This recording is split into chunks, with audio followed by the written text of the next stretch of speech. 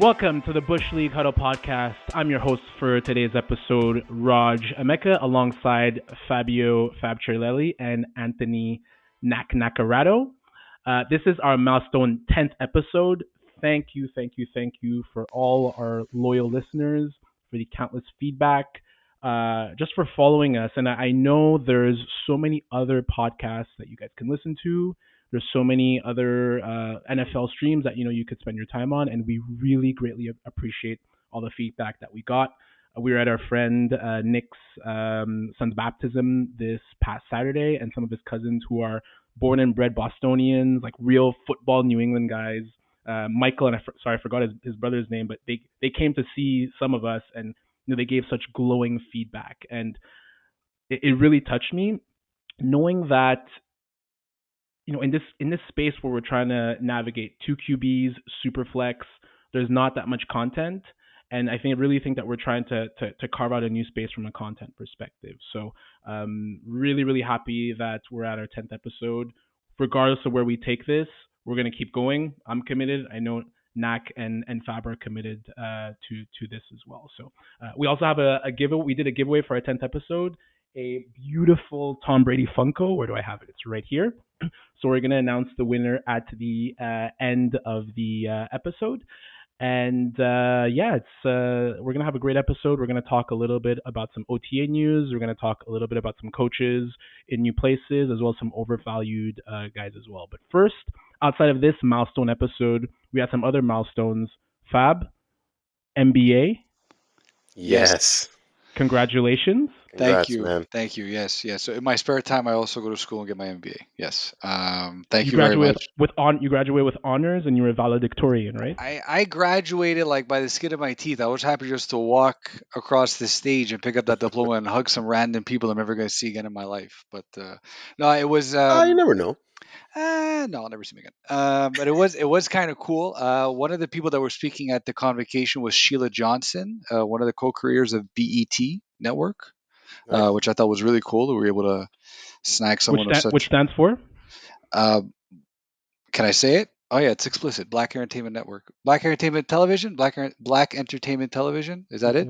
What is so explicit about Black Entertainment? I was gonna say, why can't you use the word black? You're gonna think of another word. Were you gonna call it net? No. NET? Is that what you're thinking? No. Can we move on to the next topic? I'm feeling awkward right now. I'm feeling very uncomfortable. It's getting hot in here. Is it hot in here? Let me turn on the AC. Speak a little bit. Go ahead. Go. No, it was really cool that we had her speaking and everything like that, and what she did over life. I thought that was super interesting. But yeah, it was a wonderful experience for anybody out there who's looking to do their MBA, like real talk outside the pod and all that stuff. If you guys listen to the episode, you obviously know me on social media to a degree. So if you have any questions, reach out. But it was a wonderful experience, and it was really, really cool, and I'm happy to do it, and it was great, and I'm very happy that I did and got it done, and it's something that I can hang up on my wall, which you can't see, but it's over here, where I can look at every single day and just be proud of a little minor accomplishment in my life. So thank you, thanks for shouting out there. We're very proud of you, Fab. You have a real MBA. I got one of those Fugazi MBAs online. Roger, shut your damn mouth, okay? Stop it. You equally, we should be shouting you out as well. Stop. No, absolutely not. No. Other milestones. Happy birthday to little beautiful Domenica. It was her birthday on the 7th, Saturday, right, Nick? So happy birthday. No, the birthday was on Friday. But her actual birthday is the 7th. Yeah, on Friday. Yeah. Okay. Yeah. Yeah, we had Happy birthday. Little milestone, little 3-year-old running around now. Yeah. No, it was nice. Honestly, we did a little party yesterday for her. Just some family, which was really nice. Spent 3 hours prepping pizza doughs on Saturday, and then Sunday ended up making like 12 pizzas and a calzone, like just cooked for like 2 hours straight on that pizza. Yeah, 12 pizzas and one calzone. Who was that? One of the calzone. Yeah, me and my brother-in-law Denny, we just decided, we're like, oh, let's make a calzone. So we took like two doughs together. I made two doughs together, then we opened it up and we just put like everything inside. There was like one side was spread with nduja. I had tomato sauce in there. We had some sausage in there, some rapini in there, peppers, pepperoni. It was just like jam packed, and it actually came out like super good. What's Induni? Nduja. Induya. It's like a spicy sausage spread. Very nice. Yeah, it was very tasty. The first time I did these doughs, it didn't come out good. But the second time came out like really, really well. I went to buy like more fresh yeast, so it rose a lot better. And I used Bottega's recipe from the cookbook. So Ooh, very nice. Very yeah, the nice. Cuba pizza came out honestly super, super good. We need to Everyone, incorporate some type of cooking into this podcast, pizza and cooking at some point. That would be 100%, awesome. Yeah, hundred totally percent. But yeah, it was really, really nice. amazing. Although I'm exhausted. I would be remiss if I didn't say also happy birthday to my son. It was his Yes. Yes, birthday last week, so and he's still singing happy birthday. He still wants us to sing happy birthday, even though it's 6 days already. So I've tried to put an we end still to have that. all the decorations up. Party don't Yeah, stop, man. it Party doesn't. don't stop. It never stops. And then we also have the NBA and NHL finals. We have the NHL finals. We're recording today at 8:25. I believe the puck has dropped already, or if it's not going to drop already, between the Oilers and the Panthers. That's game two. And then unfortunately for the NBA finals, we have looks like it might be a sweep. So I also got my I don't think so. I got my Doncic Funko that our friends at Electric Avenue who also donated the Brady Funko. So I'm still rooting heavily for the Mavs, but it's looking like the Celtics are going to Can go through. So I have a question for you, yes. basketball heads. More like I really don't watch, but obviously I follow because of you guys, and there's obviously news everywhere. But why is there a 3 day break after every game? Why? So they want to line up, like it's pretty strategic from a rating standpoint. Yeah. They feel Wednesdays and Sundays are ideally the best days for finals. I was surprised that they didn't get Tuesday. Like I think tomorrow would have been fine, but I think if they do tomorrow, for sure they want the next game to be on a Sunday, and then that becomes like what, a 4 day break. Yeah. Like you don't want a finals game like on a Friday. People are out. Saturday people are out. Sunday is like actually really the best day. So that's typically Uh, why the NHL doesn't care about that, right? Like the NHL will just No, put they games don't. no, whenever. the only time they do 2 days is, and I think it's just for the finals. It's when they travel. When they go back home, Yeah. there's a 2 day break, and this one is actually the most important one to do so because you're going from Edmonton to Florida. So Yeah, it's a big travel. Yep. it's a It's a big really travel. big, Yeah. it's a long flight, right? So then Well, it makes sense to have a 2 day break. But NBA 3 day break for between every game. It's like it's well, so Knack, long. I find. Like I NBA thought finals that too, but it's a rating perspective, right? Like they really want to maximize as much as possible, make sure it's not being cannibalized by any other finals and sport media. media. Like it's 3 extra days to talk about. But Knack, and maybe last point on this. Finals used to be 2-3-2. So home team would have the first two games. Road team or team without home court advantage would have the next three.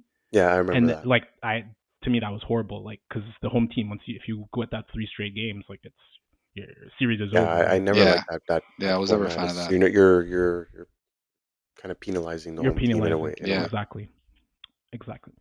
Well, we'll see what happens with the NHL and NBA finals. But we still have some really interesting football news, and we're going to continue our OTA segment. First up, Jalen Hurts, so Mr. TushPush. He recently commented that the Eagles' offense is 95% new, and he didn't seem too thrilled with the changes. New offensive coordinator Kellen Moore, who was OC with the Chargers last year and OC with the Cowboys the previous year before that, says we could probably expect to see Hurts under center. We'll probably see him under center more often, which isn't necessarily his strong suit. He's typically more under shotgun. Currently, the QB2 pre-draft rankings has Hurts as the unquestioned QB2, but he regressed as a passer in 2023 through 15 interceptions. His QB rating dropped from 101 to 89, and he only had 150 more passing yards despite nearly 100 more attempts. Given these factors, Knack, is Hurts still your QB2 heading into the season? Yeah, so basically to touch on everything you kind of said, he did regress. He threw double the amount of INTs he threw from the year before, and you mentioned that he did have only 150 yards more passing. He did it with two extra games too, because he played two less the year before as well. So He should have been on pace for a lot more. So I don't know, like I don't know if regressed is maybe the right word, but he just didn't take it to another level. Basically, that I just think he was more uh like that tush push really helped him out in a fantasy perspective last year, right? Like those points came in handy. He was always kind of going in. Um, but I think, look, he still did finish last year. He was second, right? He still finished second overall in QBs last year for fantasy points. So maybe it didn't look pretty, but he still got to that point. Um, Look, I guess with Kellen Moore, with Kelsey retiring, I think it may be a little bit tougher to see him finish in that maybe QB2 range, especially with like Stroud, who's going to have his second year coming in. Burrow comes back if he's healthy. Uh, I even Lamar is still kind of there. So I don't know if I'm comfortable going number two, but like I don't think you're gonna drop him too far just because he's got that talent enough to be able to score points at will. So I wouldn't push him too far down if you're not happy with him at two. Fab, what say you? I mean, I don't disagree with anything that Nak said. I'm also very tepid to have my QB2. He's not my QB2. If I'm drafting, if I have to look for a QB at second overall, it's not going to be Jalen Hurts. You have to figure that a lot of his fantasy points relied on the tush push. Like the guy had what, like 30 rushing touchdowns in 2 years. Is that sustainable long term? Probably not, especially with Kellen Moore coming as a new offensive coordinator, which, you've seen the quarterbacks that he's played with, right? The Dak Prescott's, the Justin Herberts of the world know that those guys sling it, they throw. That's not Exactly. Jalen Hurts at all. And Exactly. I don't see Jalen Hurts suddenly turning into a guy that's going to throw for 4,500 yards overnight and pass for 35 touchdowns and all that. You hit it. Yeah. So I'm not high on him. But yeah, like QB5, QB6, sure, we can have a conversation, no problem, because he's going to get those rushing touchdowns more realistically, and he does get a lot with his legs. He does. That's going to save him ultimately, but I'm fading Jalen Hurts as a QB2. I'm not even worried about people adding me in the comments or going after me. Like I don't see him. I don't see this type of offense playing to his strengths. And Yeah. Rod, you touched on his strengths quite a bit earlier, right? When he's never really been known as a pocket passer and all that. He always plays out of the shotgun. An And RPO offense. yeah, I mean, they got Saquon Barkley for a reason, dude. Like that you can't forget that either. I know this touches on a little bit later on in the pod about the undervalued stuff, and we're going to touch on that later on. But I think ultimately this also affects the offense as a whole, especially for the pass catchers. So, do you guys think the tush push is sustainable? Because Uh, 39 yards were gained on 15 rushing touchdowns. So, is there like on one hand you could say it's sustainable, on the other because it's so many touchdowns on so few yardage. On the other hand, it's a new OC. Nak, you said it. Kelsey's not there, and I think Kelsey seemed like he was a big proponent. He was a big factor in Huge, that. The way yeah, huge. he dove down, to the defensive line is another center going to want to do that. So I don't know if it's a question to you guys, like is it going to be sustainable? Because outside of the rushing, Hurts I don't think is a top 12 pure passer. I don't think it should be sustainable. What I mean by that is that you've seen it already in the past where they've gotten to the Super Bowl with it and they've done very well with it, right? So I don't see it necessarily them over the edge and becoming that championship caliber team. I think for them to be like outside of fantasy football right now, right? If the Eagles, they want to really go far and they want to win the whole thing, they can't rely on the tush push. You can't be one dimensional like that.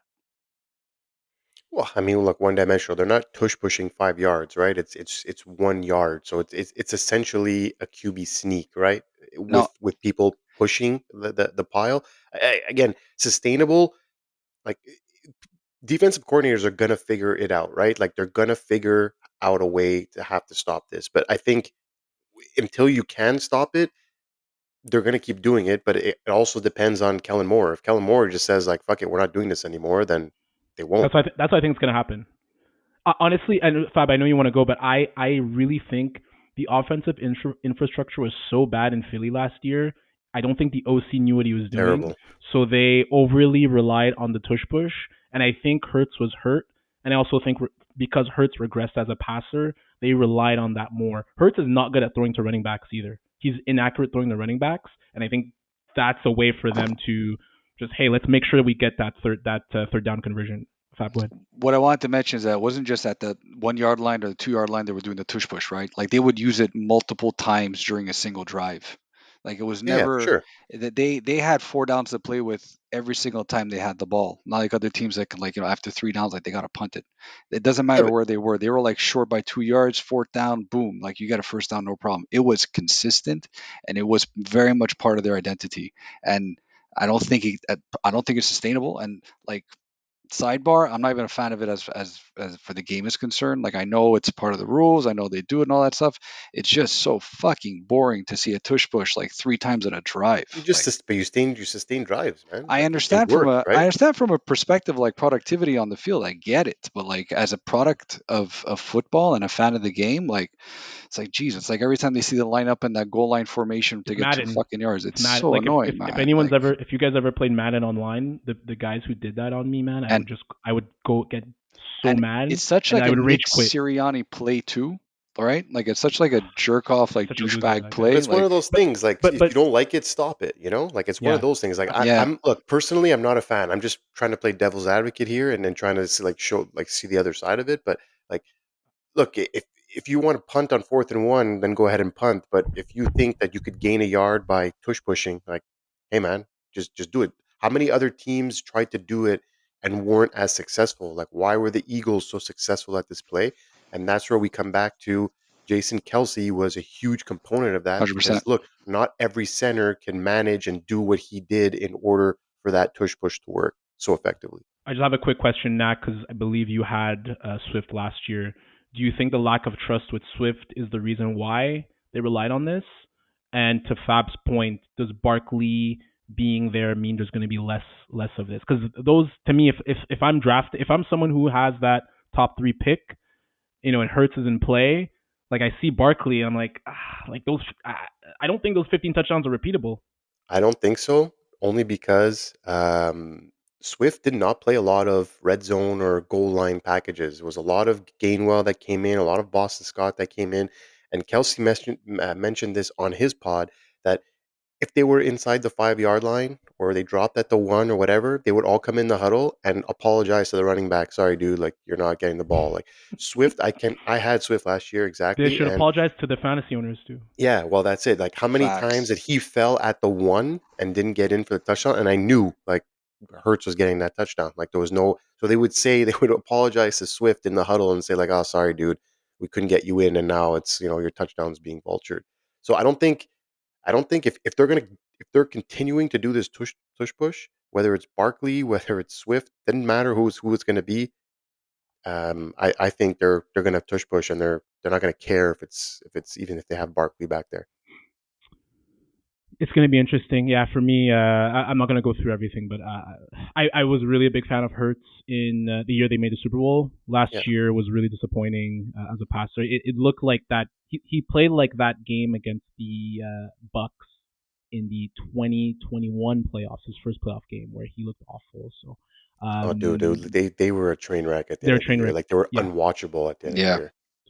totally. And last thing on the Eagles, I don't know if I was watching McAfee today. They said that Big Dom got a promotion to Yeah, senior advisor to the GM, chief security officer, head Wait. Senior advisor to the What the fuck does he advise him on? senior advisor to Harry doesn't Roseman. matter. Yeah, senior Like, advisor. wait, head game day coaching operations, and then the last one is the best, boss.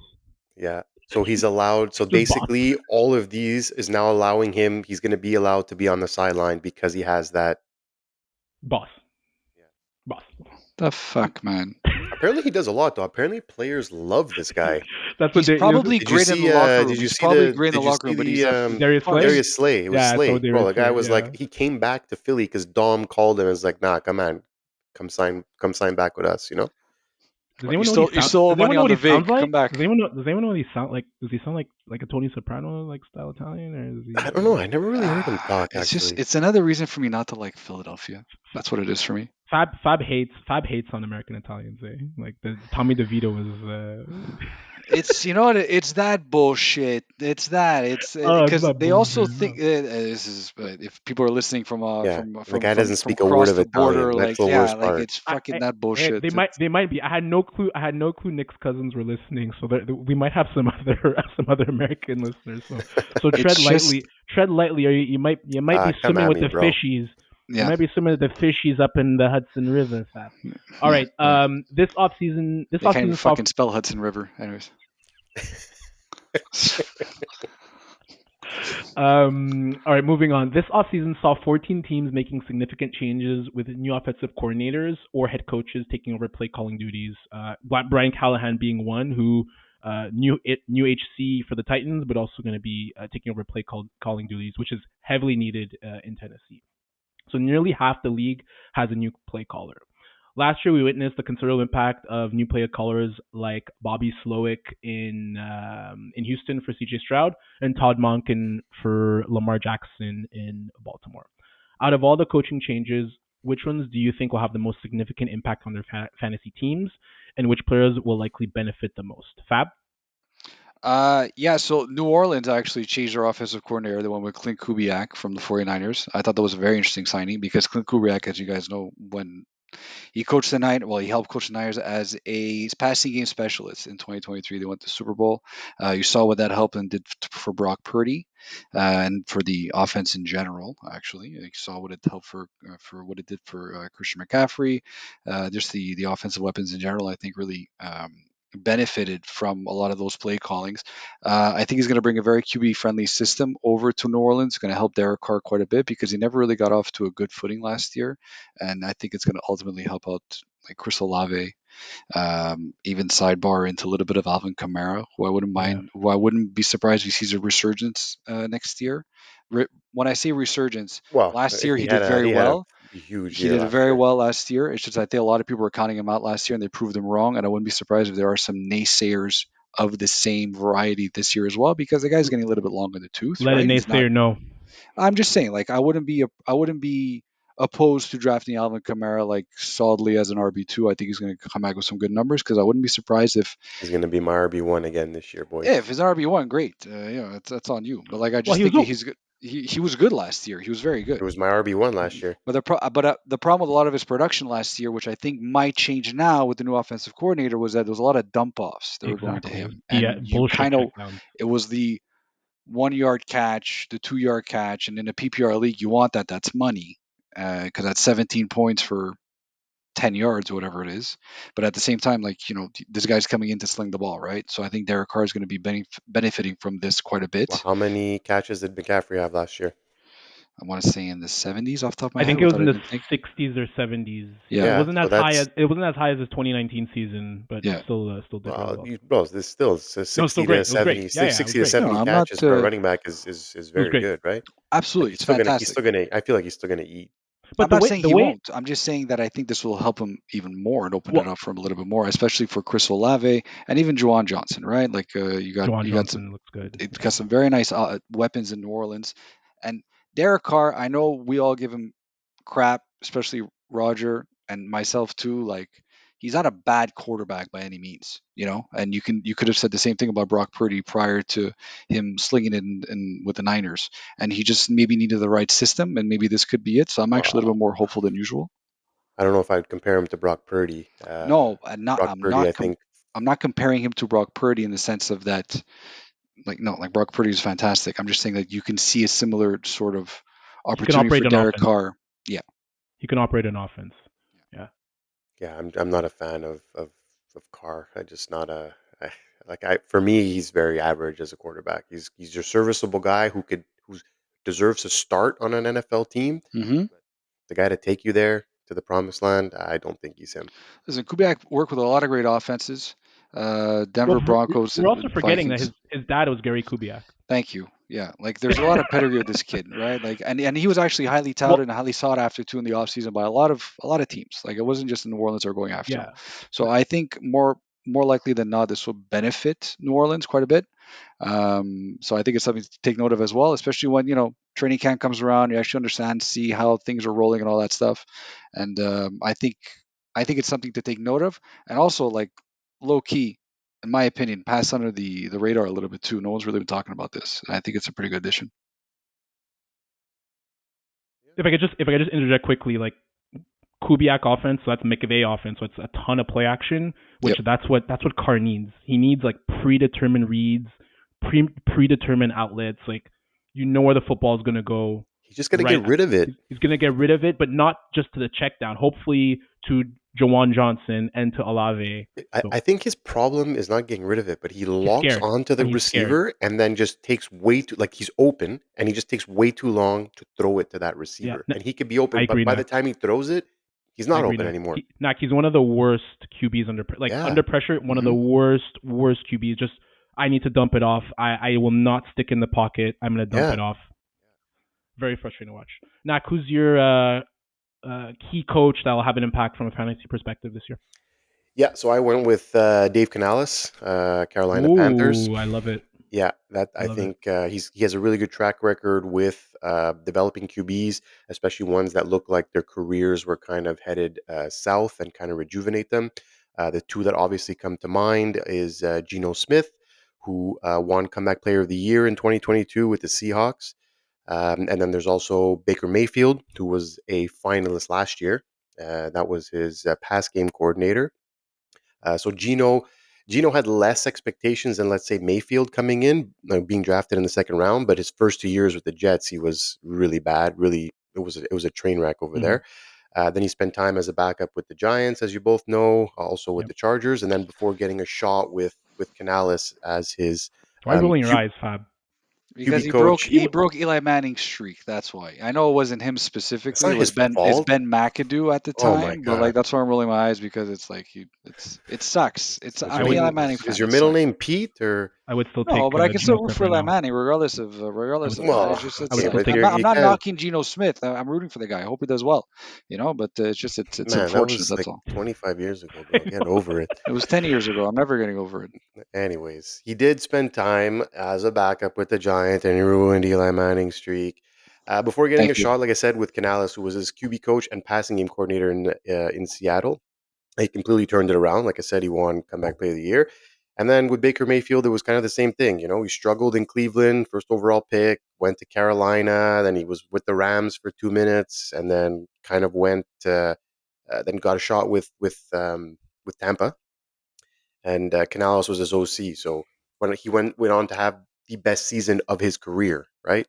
Mm. Got paid. He won a playoff game. Like he rejuvenated him. So now he gets a chance with another former first overall pick who did in fact struggle his first season as well in Bryce Young.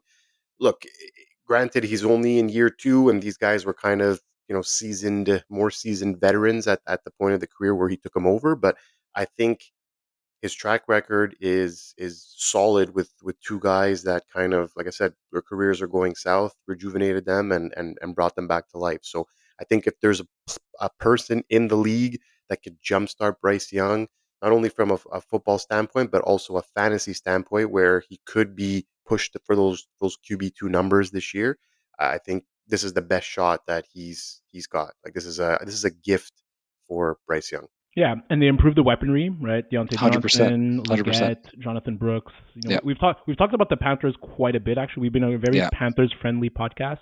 They've improved the guard play as well. So everything about the Canales hire is, as you said, not fix Bryce Young.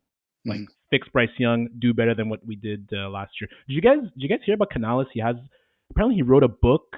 It's like a tell-all book about how admitting like basically he was cheating on his wife like crazy amounts, and like he Really? admitted it all in his, but yeah, like I think he was like a sex addict. Like it's crazy. Like I Well, mean, good for him for coming clean and yeah, I guess we writing yeah. don't about it. judge on this podcast, We right? abs So we it's abs except unless your name is Deshaun Watson, but interesting. why that's not judging. That's just stating facts. That's all.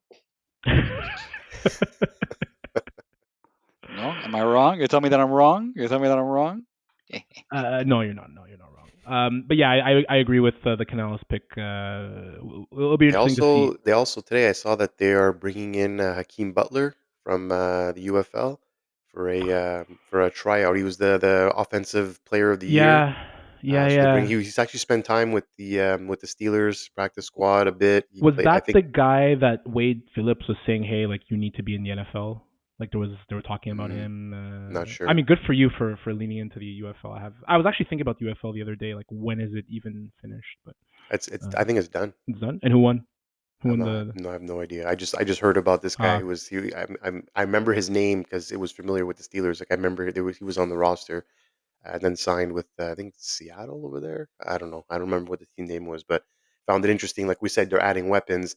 They're going yeah, possibly after they have another to wide receiver to throw in the room too. So for sure. I think they're moving in the right direction. And look, Canales is probably the guy to help kickstart that. Hopefully. For me, it's Ryan Grubb. He was the offensive coordinator for the Huskies last year. They had the record-breaking year in the Pac-12. Michael Penix was the QB there. Over 5,100 yards, 369 passing yards per game. They had Roma Dunze, they had Jalen Polk, they had Jalen McMillan. Two out of those three guys were 1,000-yard receivers. Both of them, Odunze and Polk, were drafted into the NFL. I'm not sure if McMillan was able to find a team or if he's even an underclassman.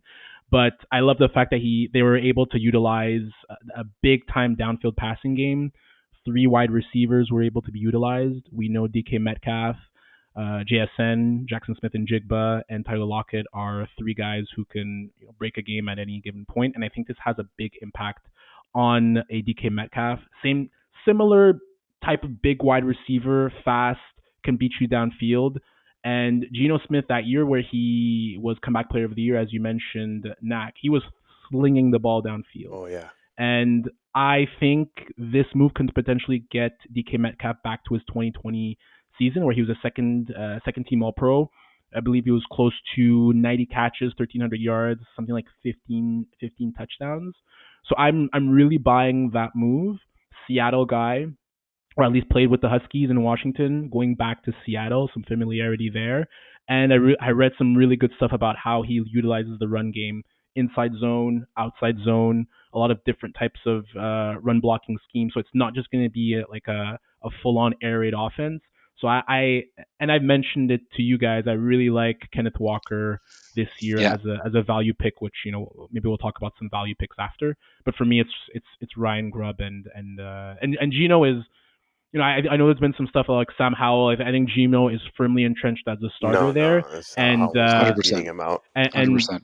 and as long as they improve the offensive line, I think he's in for a really solid year. And he could be another good value guy. Yeah, Kenneth Walker, you just gotta hope. Like you gotta Healthy. know that he's gonna miss a couple games here and there, right? You gotta live with the couple injury games. But yeah, I think I agree with everything you just said. Easy. Nice. So for the last segment, we're going to do a little game of overvalued players based on their pre-draft ranking / ADP. So we're going to do QBs, right, running backs, and pass catchers. We'll each choose one player from those positions and what their pre-draft ranking is, and who are 3 to 5 players we'll pick instead of them. So Knack, start us off with who's your overvalued QB.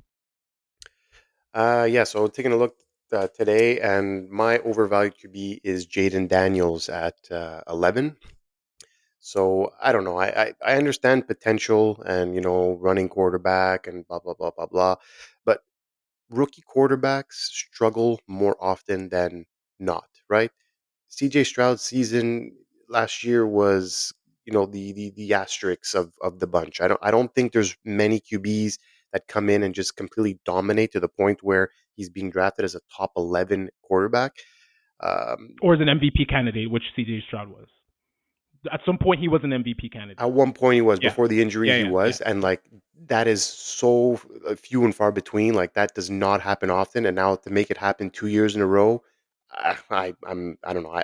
I don't see it. I'm taking guys like Goff, who's at 17 before him. I'm taking Cousins, who's rated 18 before him, and I'm taking Rogers, who's at 20 before Jaden Daniels. Like I just think these guys are just proven.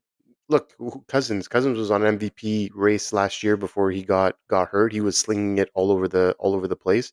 You can't say his weapons decreased too too much, right? Okay, JJ after JJ Justin Jefferson, but his weaponry is still pretty good in Atlanta. And like Goff, that offense is completely electrifying. Like, why wouldn't you get the sure thing and go off and go with Jaden Daniels. I just 2 QB league, like there's no way I'm going 11. The running upside doesn't intrigue you at all.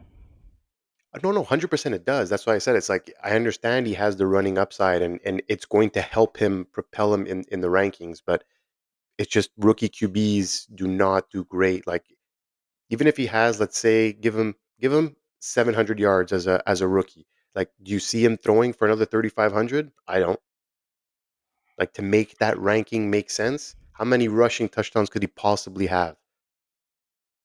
A Yeah, handful? I think Five, Yeah, six, I think for maybe. me it's Like the staying healthy, like the yeah, way he takes there's that hits too, and right? Like he it's doesn't protect himself. Like and he's not a big guy either. he's not a big no, guy, very slender. no. No, I think the flashy names this year are getting a lot of bump in rankings. I think people are just kind of intrigued with the flash because I think even Caleb is right behind him or something. So it's Caleb, yeah, like I get it, yeah, man. Like I get it. These guys are going to be good, but like people, generational talents like Peyton Manning. Like how many interceptions did he have his first year? Like 28. yeah. QBs struggle year one. Like it's just a Mhm. known thing, and defensive coordinators make your life hell. So I don't know. 11 is just it's too high for me. I'd rather take those And, other and he two for plays in a sure. very tough division, like defense wise as well, right? I mean, you got the Philadelphia Eagles defense is pretty good. The Giants really short up their defensive line as well. Dallas is Cowboys always too, is always yeah. tough. It's like it's not an easy defensive. It's not an easy division to play in either. So no, I don't disagree with you. 11 is a little bit too rich for my blood too, especially when you guys have like Brock Purdy at 14 that no one's talking about again. Like the guy fished QB6 last year. That's another one I'll take before him. Like Jaden Downs is nice if you're chasing the upside, sure, 100%. But at the same time, it's like you got to get ready to, you got to have a pretty deep QB room, especially when you're starting two QBs like we yeah, are. exactly. And if That's the Jaden Daniels thing. is going in and he's your QB1 in a two Yeah, QB league, like risky, Nah, you're no bueno. you're risky. scared. No I'm scared. bueno. I got concerns. I got concerns. Yeah. Fab, who is it for you for at the QB position? I'm gonna catch a lot of flack for this, so just like FYI, I know I have a lot of hot takes and all that. Lamar Jackson, Whoa, Wow. what? Whoa. and that's only where he's being drafted relative to what happened in the offseason, relative to how I think he might finish. And that doesn't mean I don't think he's going to finish as a top 10 quarterback. I think he will. He's going as QB4 right now. I would rather take a CJ Stroud or a Jordan Love or Joe Burrow or Dak Prescott at that spot. Wow. Wow. Wow. Yeah, well, Wow. if you That's look at wild. That's yeah, wild. because Lamar Jackson again coming back MVP candidate and all that stuff, MVP season, I get it. You look at how he lost a little bit of weapons in the offseason with Odell not being there. Who's his wide receiver one? Oh, guys, I'm seriously, just we said hold on Are a Odell you second. kidding? Odell had no Hold on a impact. second. Hold on a second. I'm just saying it's what it's like. You got Zay Flowers and Rashad Bateman is still there. You got to hope that the tight end is healthy the whole season. And then you put in Derrick Henry, who will affect the running game for Lamar Jackson. Who we talk about Jaden Daniels, how like all of his stats and the running game and all that stuff. Like Lamar Jackson, where do his stats come from? The guy last year he threw for the most amount of yards he's ever thrown for, which is 3,500 last year, and he had a great season, MVP caliber season. Not taking away from that at all, but do we I, expect to I see still him think out we of? should, I still think he shouldn't have won the MVP, but That's a different conversation for that's real football talk. That's all good. I'm just at 4 for me. He's not my guy at 4. I'm again like I'm not moving him down to like 11 or 12 here. I'm just like moving down a few pegs. Want to keep the pot honest here, And I think he's going to lose out on the touchdown regression too, especially at the goal line and all that stuff. It's going to go Derrick Henry. Burrow though, really No, Burrow? no, you can't say that because Gus. How many touchdowns did Gus I'm Edwards just have? saying I it's feel going to like affect 12. him. I'm But just he had saying it's going to it affect him. didn't. But it didn't affect him. It didn't affect him when Edwards had like 10, 12 They've touchdowns last always year. been high rushing 100%. team, You're man. They've right. always been a Not rush disagreeing with first you on team. that. I just don't think he's going to be able to repeat the same numbers. I don't think he's going to finish as a QB4. So what My number are you take. putting him? We're putting him. Yeah, that's fine. And Like QB7. Again, I'm not knocking him down like completely here. I like Jordan Love better. I like okay. Dak Prescott better. I like and not Anthony Rich. I like CJ Stroud better and all those guys. Like I do. I Like I definitely don't think like Dak or Burrow, but I don't want those two. I can't agree with you. Love, you're like maybe because he's Dak gonna if he Dak is throws gonna another eat this 35 year, to man. 40, Dak is gonna but eat Dak this year. lost power Dak's there. gonna Like eat this year. I don't think so. Dak's gonna So eat this year. Dak so my finished actually as a QB4 last year. so my guy who I think, well, for sure, both both the guys you mentioned, I'll take easily before my guy is Trevor Lawrence. I think Trevor Lawrence, and even at QB 11 is overvalued. If you think about the fact that he lost Calvin Ridley, yes, they gained Gabe Davis and Brian Thomas, but they both do the same things, right? And for me, Trevor Lawrence, he's almost a better real life QB than fantasy QB, and I think he gets dinged a lot because of the offense he's in. I don't think obviously Urban Meyer did great things with him. Haven't been really impressed with Doug Peterson and Trevor Lawrence, and I still feel there's just meat on the bone with Trevor Lawrence. There's still that extra step that he has to take. I'm fine with him as a high end QB2, but if he's QB 11, that means he's borderline my QB1, the first QB I take. And for me, there's no chance. I'm taking Brock. I'm at 14. Herbert somehow is 15th in these Yahoo rankings, which makes absolutely no sense. Tua is 16th. Goff is 17th. Even Yeah, Stafford at yeah, 22. I know. I don't Stafford at get 22, that. I'm taking, and I don't even get Geno it. and Rogers. So for me, Lawrence, there's just too much risk. The weapons have not improved enough. The offensive infrastructure is not impressive enough for me either. And I need to see it before I believe it with Lawrence. And I think it can be a big year because I believe it's the 5th year option year. He's due for a big contract. No. He this is going to be his fourth year. It's 4th year, excuse me. It's So 4th year, they yeah. picked up his They option. So picked he up the has two. He option. has 2 more years there. Yeah, exactly. But he's due for a big contract. So let's see. But I'm not like if I get him at a value pick as like a QB low end QB2, fine. But Yeah, I don't Fab. disagree with anything you said. You said there's still meat on the bone. I don't even think there's any more meat on the bone. I think we've seen what we had to see. I think he has a lot of offensive weapons around him. I think he's in a good offensive system for him. He's I forgot Evan Ingram, of course, but guy, yeah, like he killed it last year. I mean, the guy, and he has Travis Etienne in the backfield. Plus, they added what's the other running back? He's escaping me his name. Um, Tank. yes, Tank Bigsby. Like he has weapons around him. You know, like he hasn't put it together yet because maybe he is who he is at this point. I agree with everything that you said about him. He's rated as QB 12. QB 12, like for me, I'm not going in there either with him as my QB1. He's a high end QB2. Wonderful, fantastic, but similar to Jane Daniels and all that, like I'm not super pumped about it at that spot. Yeah, Um, Brock, and I will end there, but Brock and Herbert, to me, like they had, sorry, not Herbert, but Brock and Tua basically had QB1 production last year. yeah, Like yardage, whether it's yardage or touchdowns, like they had Goff to basically yeah, had QB1 yeah. production. So Tua slowed down towards the end of the season, but for the majority of the season, I think season rankings he finished QB 12, which is like right on the cusp of yeah, QB1. yeah, So yeah, 100%. Don't yeah. disagree with you on that. Moving on to running back, Fab, who is your overvalued running back for 2024? This one's tough because he's my guy, but like Kyron Williams, and again, it's overvalued based on ranking. I do like him as a prospect and as a player, but right now going for RB8, I have my concerns with him just simply for the injury issues, simply for what they did by adding Blake Corum. I know in the Sean McVay offense, like running backs eat. But I still have my trepidations towards him just because I don't know if that level of production is again sustainable, and with the additional weapons that they added too, I don't think they're convinced of it either. So if as right around there QB8, like I'm much higher on Derrick Henry. We spoke about him just earlier now with all the touchdowns coming in and everything like that. The guy, I've been hearing rumors about other people talking about how the guy can push for easy like 15 touchdowns, and like it's not even like oh my god, it's like 15 touchdowns is very much in the realm of possibility for Derrick Henry, which makes me a lot more excited for him than it would be for No Kyron way. Williams. Yeah.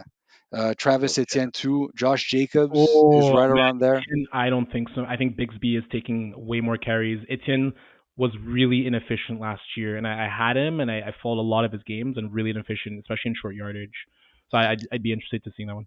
Yeah, no, that's a very good point too. And then you have Rashad White as well, or Rashad White as Yeah, well, right around that spot. super So underrated. it's the injury concerns for me with Kyron Williams and the fact that they had a Blake Corum in that off in the backfield who out of Oregon played really well. So I don't think they just added him there just to fill space.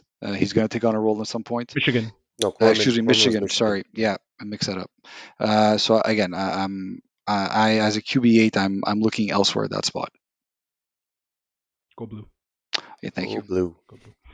Nak, I'm assuming you're gonna say Najee Harris. No, I don't even know where he's ranked. He's probably ranked really low, but I honestly think he's probably going to have a good year. But I digress. No, my pick is Devon Achan, who's ranked sixth Ooh, right now. I want Sixth, to hear the this running one. back six. That is crazy. That's ridiculous. First of all, there is way too many mouths to feed in that backfield, in that offense as a whole, but even in the backfield. Look, we know that Mostert isn't scoring 20 touchdowns this year. Like you can bet on that if you'd like. There's no way he's gonna replicate what he did last year, but he's also not gonna go away either, right? Like I still think he's the starter. Um, and if not, he's gonna eat into Achan's workload. I know he's explosive. I know he's good, but he's also injury prone too, right? He missed a lot of time in his rookie year, right? And then they also drafted Jalen Wright. Like they drafted another running back who's gonna push for some snaps too, right? He's gonna take away from some of it. Maybe not at the beginning of the year, but oh, six running back six. I have Saquon right after him at seven that I'll take before Achan. Josh Jacobs, who I've repeatedly said that um, could be your RB1 this year. I'm taking way before him, who's rated 12. And as Fab said just before, Rashad White as well at 10. I'll go way. I'll take my chances with them way before I go HN at 6. For me. That is insane that he's rated that high. There's a lot of guys you could take before HN, considering that The list is so they long. would own the Mm. backfield. The Uh, Devils that's ad, sorry. That was my last point. Is that these guys here command their yeah. backfields. The the flip side, knack is the 6 yards per attempt. I think the conversation is similar to the one we had with Hurts. Is how sustainable is that motion running offense? Hmm. Like how like are they gonna run? Are they gonna have another 80 burger against some team like where HN? I think he had like almost 200 Five. yards, right? He Like had five TDs he that had game five. too. Like so that's a good point, right? Like there's some of these like really high variance guys who basically they like if you could spread out those types of games in 4 games, it'd be great. But to get them all in one, and then afterwards you see how they do. It's interesting. But I think I agree with you. Like I tend lately to move away from running backs who either don't command the backfield Mm. or in another case don't play on third downs, which is a segue towards my overvalued guy, Derrick Henry. So Derrick Henry, I had him last year in one of my leagues. Love Derrick Henry. Love having him when he has a big game. It's really fun, right? But the 30 cliff for running backs is very scary. Also the fact he was 18th in snaps played in 2023. 18th. He was never on the field on third downs. Never. And the same thing will happen depending on how Mitchell is progressing from a health standpoint. Not sure who they have also on running back on the team, but Derrick Henry never plays on third downs. He had 20 catches last year overall in a PPR. That's really tough. Standard league, no problem, but PPR, I can't really touch him. Where's he ranked? Good, yeah, 11th in PPR. Yeah, I that's too I high, I man. I find that That's too high. high. I would That's take again, that's borderline RB1, right? Like we keep saying, that borderline RB1, and he doesn't command or gonna play on third down. Like that's what you want from never. your RB1? That No that chance. that scares me. That scares me so much. I Fabio, agree. what's up? Just to play counterpoint to that, because I'm a little bit higher on Derrick Henry than you are for some of the points I just mentioned. So we talk about commanding the backfield. There's Derrick Henry in there. There's Justice Hill. There's Keaton Mitchell. Keaton Mitchell is still injured from that nasty ACL MCL tear that happened to him last year. So we talk about who's going to be there on third down. I get all that, what happened and what you guys are saying. I don't disagree. I still reserve a little bit more optimism just because I feel like for commanding the running back room that he does, he's going to be there. I think he's going to be there a little more often than not, and I think I'm he's going to be there on the red zone plays. He's going to be there on the goal line plays. Um, anyways, I don't want to counterpoint this PPR. too You know much here. you know who's going to be the third PPR. down PPR, back? It's fine. it's PPR, no it's problem. You know who's PPR. going to be It's the like third down back? Yeah, Lamar Lamar Jackson. Jackson. Yeah. Lamar Jackson's going to eat on third down because they're not going to pass Derrick Henry, and if Mitchell, to your point, is still injured, and Justice Hill is kind of just a jag, I think just Because the guy. they depleted the running back room last year. Like every single running back got injured, but J.K. Dobbins is now gone. Gus Gus the Edwards is Bus is gone. now Yeah. gone. Keaton Mitchell is who I guess they want to be the scat back in the background there, but he's still nursing a pretty horrible injury. So you wonder, like, and again, this is still very early on. We have to see There's a exactly what happens with lot of training thread on camps. those tires, A lot man. of I yeah. don't disagree, but Just the segue to man that. is the man. He is in a class of his own though a little bit too, right? Key stat I saw on ESPN: running backs on their age 30 season have a 25% decline in PPR when they go from age 29 For to sure, 30. man. For sure. 100%. And like Running he's backs going actually on a start to decline as of 27 years old. Yeah. I was looking at analytics As on of peak 27 seasons. years old, Like a and there lot of are those outliers that exist. And I'm just all those saying, Derrick outliers for Henry's the already proved everybody wrong. yeah, all those outliers for running backs age 30. The last one who had a epic season was Tiki Barber. He had like 1,800 yards. Our Tiki Barber fab. So. Yeah, I know. So, anyways, just quickly, I would take Jacobs at 12, Kamara at 14. I'd take even Ramondre Stevenson, who I think has a bounce back year, at 17. KW3, Aaron Jones, even James Cook. I know that's a lot. James Cook at 13. There's a lot of guys, but I'm very wary of taking a running back who's 30 you who need to doesn't play on take. third down. Yeah, and PPR, man. And PPR PPR. just says it all. He had 20 So, catches 20 last year. catches. What Yeah. did he finish last year anyways? Do we have that? What Uh, running back he finished? I don't. Was he I in can the get top it. Give me. 10? I'm pulling it up. I'm giving it up. I'm pulling it up. Give me a second. Go Was he top 10? journalism, baby. I don't know if he was top He 10. was top 10. He finished number 10. He finished 10th. There you go. So he finished 10th in a non-regressing year, not playing third down, and now I feel like he's going to get he's going to be less. He's going to be good in red zone, but they're also I feel like they're going to use him a lot as a decoy. I think Lamar is the biggest benefactor of the Henry signing. They're gonna want to save him for the playoffs as well. They're not That gonna too, want yeah. to. They're not gonna want to. Yeah. They're gonna put him on a pitch count. Let's move on to pass catchers. So we figured for this one it's either tight ends or wide receivers. So Nak, who's your overvalued pass catcher? Well, this one's gonna be an eyesore to some people. AJ Brown is mine. That who's ranked number 7 right now. A lot of What people are is wrong not with gonna you guys be. today?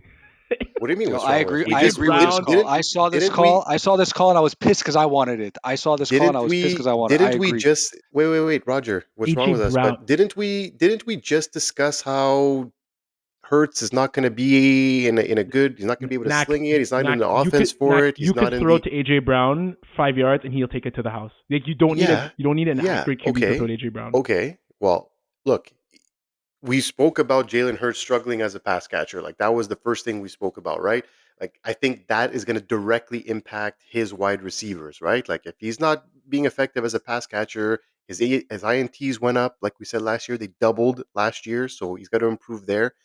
They also just got Saquon Barkley, which tells me they paid Saquon Barkley also. They didn't just sign Saquon Barkley, they paid a running back. They are going to use Saquon Barkley. They're going to run a lot more than in previous years. And he's also a great pass catcher. So that's also, I understand that he's not, remember we said Hurts doesn't throw very well to his pass catchers. I think it's gonna work. Saquon Barkley is more of the best running back they've had there in a minute, right? I just think top 7, man. I'd rather roll the dice with Garrett Wilson. I'll take Garrett Wilson, who's right behind him at 8. I'll take a stab at Marvin Harrison Jr. before I What? go. Oh yes, I will take a stab at Marvin Harrison Jr. and Nico Collins as well, who I think is gonna explode this year. I think Nico Collins has top 5 potential this year in the NFL. Knack, AJ Brown's a set it and forget it WR1. I love Nico, but and Marvin is gonna be great, but those aren't set it and forget it WR1s that you just leave there. That like you never move, like you never Look, question Marvin AJ Brown. Harrison is the freak. And what did Chase do his first year? What did Justin Jefferson do his first year? Those top wide receivers off the board, like those guys balled. They didn't just. So I think Harrison pushes, and Garrett Wilson. I'm dying to see this guy with a competent QB. This guy is going to explode if Rodgers can stay healthy for 17 games. Garrett Wilson will have a better year than AJ Brown. You heard it here first. Fab, do you have a rebuttal to that madness, or are you gonna Yeah, or an agreement? I know I have a rebuttal. Nak, I fully agree with you actually. No, and it's not and this has nothing to do with AJ Brown because Roger, I agree with you. AJ Brown is a dog. I loved him when he was He playing for is. He Tennessee, and he's is. a fucking animal. And I really like him as a player. I think this speaks more to the faults that exist with Jalen Hurts that we've spoken about earlier before. And again, he's wide receiver 7 coming off the board right now. I'm not knocking him down to like wide receiver 15 or something. I just feel like he's gonna be not a he's not going to give you consistent wide receiver numbers every week in week out like you would expect from other guys that were drafting as wide receiver 1, simply because of the fact of who's throwing to him and what that offense is right now. And this also sidebar, this knocks down a peg for Devontae Smith for me too, but that's a different conversation. I'm agreeing with Knack. I would take Garrett Wilson over him. I would take Marvin Harrison over him. The Well, so Crystal Lab. The Marvin Harrison, that means you guys trust Kyler Murray over Jalen Hurts, Yes. Yeah, based off. based off his based off based off what Kellen Moore has already done and sustaining top tier wide receivers as well in a pretty good offense. He's done that with DeAndre Hopkins. He's done that with, to a degree, Christian Jalen Kirk. Hurts has done that too. I'm not a big fan of Jalen Hurts, but Jalen Hurts has done it one year. How do we? To be fair, how many One. times has Kyler Murray done it, and he can't even stay healthy? I'll give you guys Well, Nico. we're not talking Call, about the health aspect of it, right? Well, health is not. It's a factor too. If Kyler Murray isn't there, who's the backup? Yeah, but you can say that about any quarterback, though. That's a different conversation. they is it Atlanta's old guy that went there? Ritter?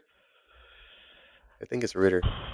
I'm just not personally, and I agree with Knack on this. I'm not that high on AJ Brown as I would be in past years, just because of what the expectation is right now of Jalen Hurts in that offense. I feel like it's not as sexy as a pick at 7.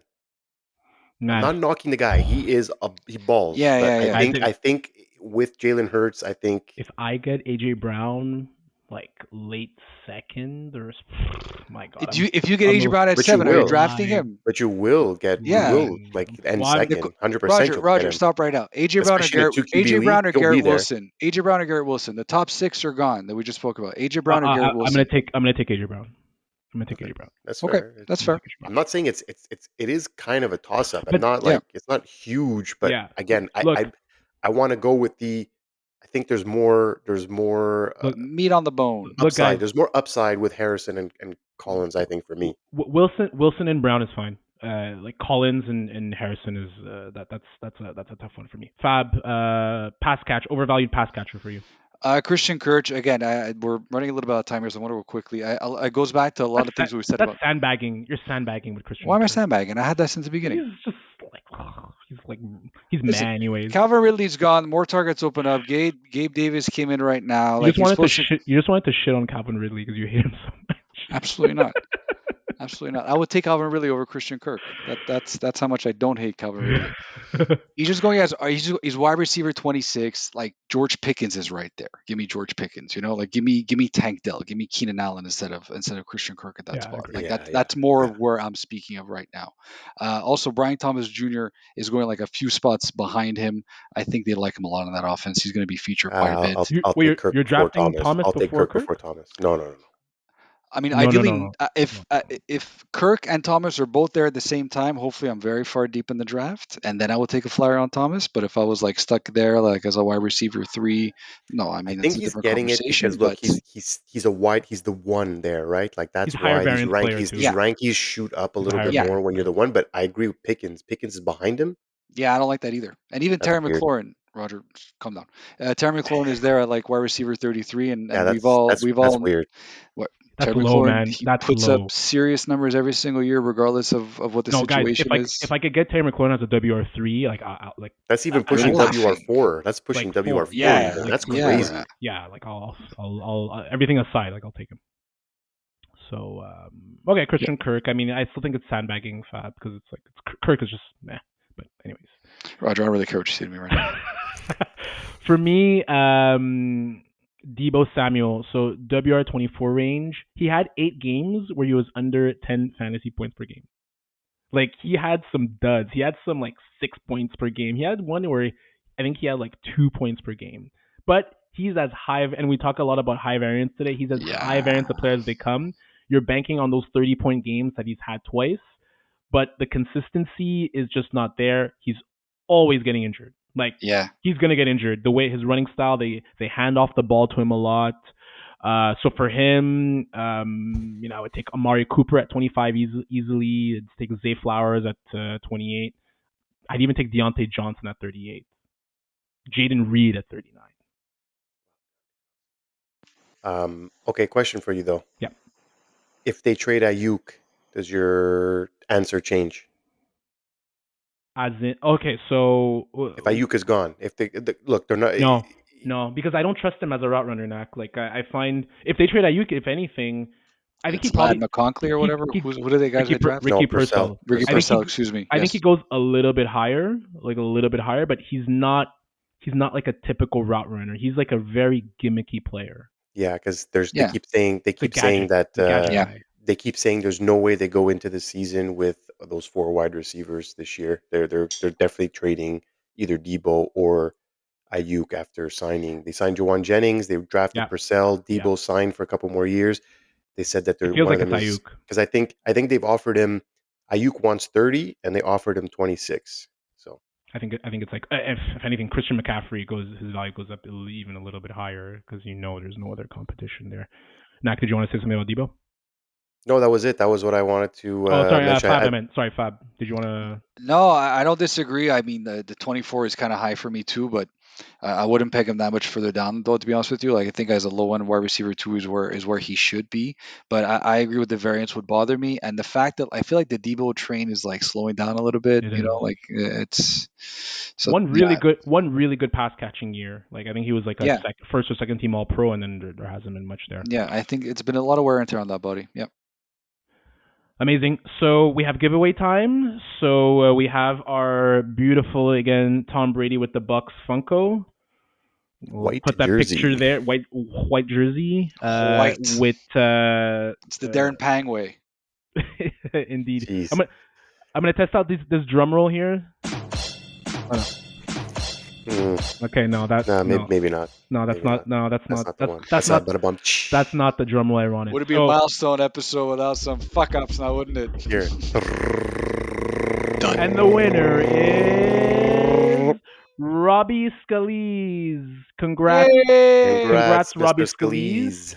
You'll be contacted to claim your prize very shortly. We'll get your shipping information, and we'll be sending this to you express very shortly. So thank you for everyone who participated.